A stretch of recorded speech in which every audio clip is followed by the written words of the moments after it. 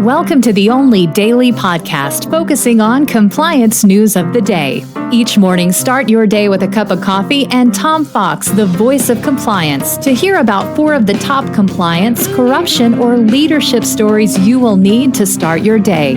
The Daily Compliance News is a production of the Compliance Podcast Network. First, a word from this month's sponsor, Ethico. In the delicate arena of compliance, every conversation matters. Traditional methods can leave callers feeling unheard, but Ethico changes the game. Our empathetic interview technique reshapes compliance calls into powerful, compassionate interactions, ensuring no crucial detail is missed. It's about creating a conversation that matters, that resonates, that makes a difference.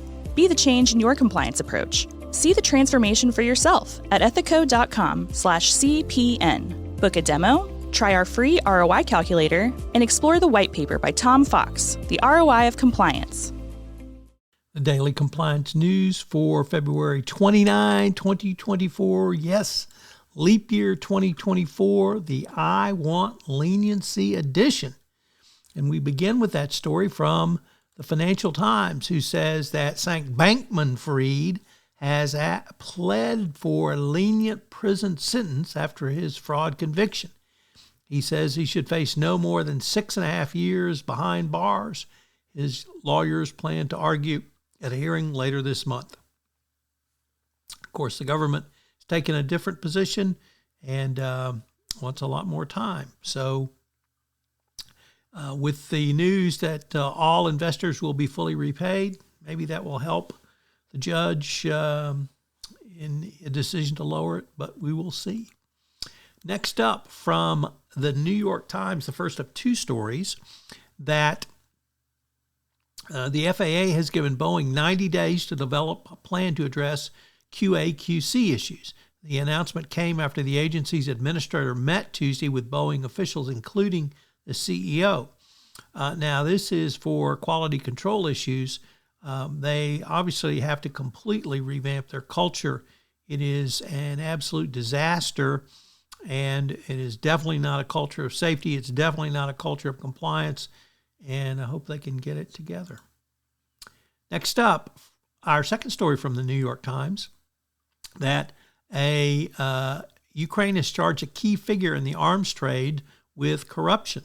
A high-profile Ukrainian former politician has become central to the country's efforts to obtain weapons, was arrested on corruption charges earlier this month. This will certainly impact the Ukraine efforts to obtain more arms, but prosecutors have recently accused the defendant and 5 other men of participating in a convoluted fuel buying scheme that defrauded the Ukrainian government out of $25 million. And our final story comes to us from AML or AMLaw, law.com, that Kirkland and Ellis, Jackson Walker, and former bankruptcy judge David Jones are facing yet another lawsuit in the fallout of the news that Jones was sleeping with a Jackson Walker partner and then paying her in an undisclosed romantic relationship. Well, now they've been hit with a RICO suit, and things are going downhill quickly for all of these parties.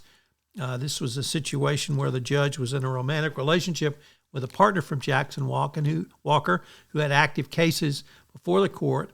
The judge approved $12 million in payments to Jackson Walker. He approved payments of $1 million to his paramour. It's not reported how much that Kirkland and Ellis may have made, but this is certainly continued bad news and more fallout from this imbroglio.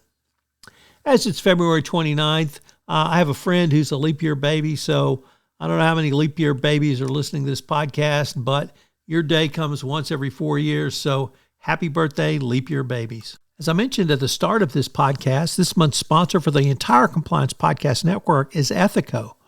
Have you ever wondered how to show the ROI of your compliance program? Have you struggled with the budgeting process, getting the funds you want for your compliance program? Well, I've partnered with Ethico to put together a white paper on the ROI of compliance, which shows you not only how to demonstrate ROI, but also how to speak finance when you're sitting across from the CFO with your budget proposals.